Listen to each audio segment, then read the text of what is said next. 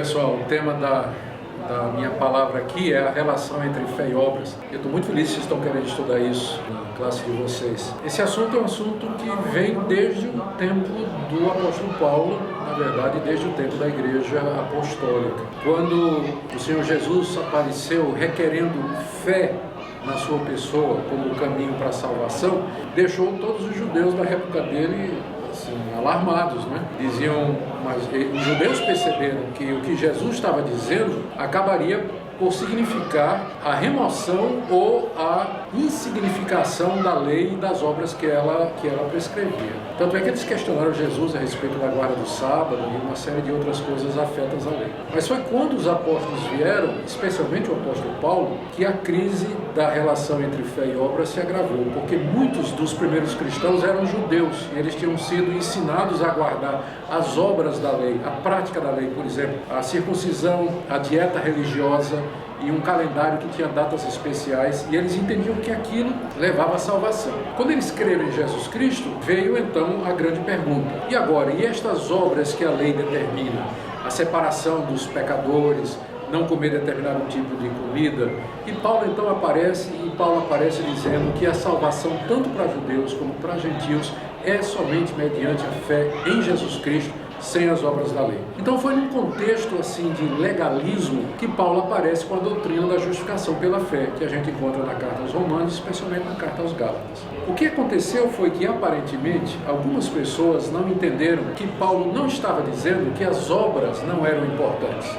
E aí foram para o outro lado, e apareceu um movimento dentro da igreja que a gente vê Judas tratando na carta dele, que poderia ser chamado de os libertinos. É o pessoal que raciocinou da seguinte maneira: tá bom, a salvação não é pelo que eu faço, não é pelas obras recomendadas pela lei. Então isso significa que se eu tiver fé, eu serei salvo, independentemente daquilo que eu fizer com minha vida.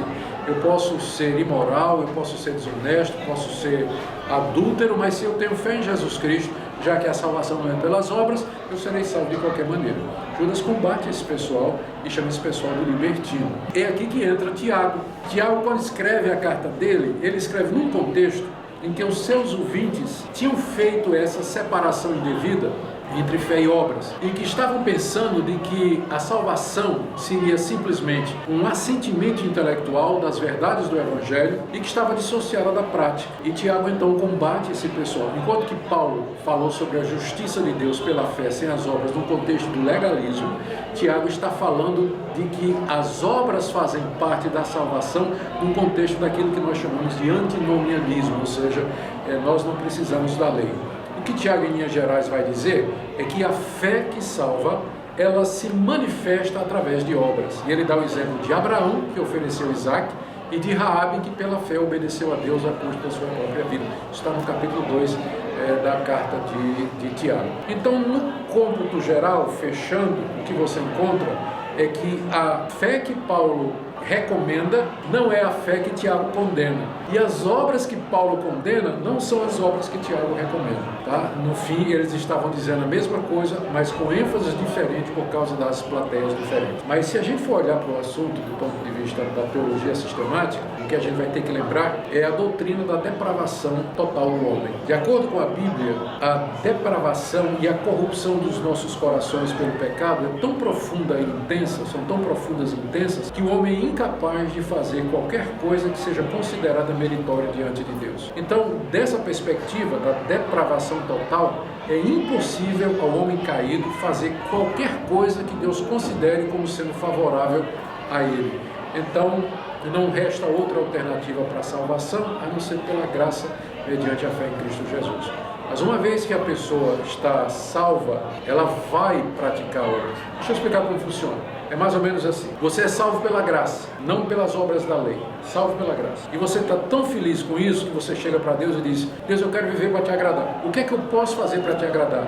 E Deus diz: não matarás, não adulterarás, não furtarás, não dirás falso testemunho, não cobiçarás nada do teu próximo, não terás outros deuses diante de mim. Lutero disse uma vez isso de uma forma resumida: a lei me leva a Cristo para a justificação e Cristo me manda de volta à lei para a santificação.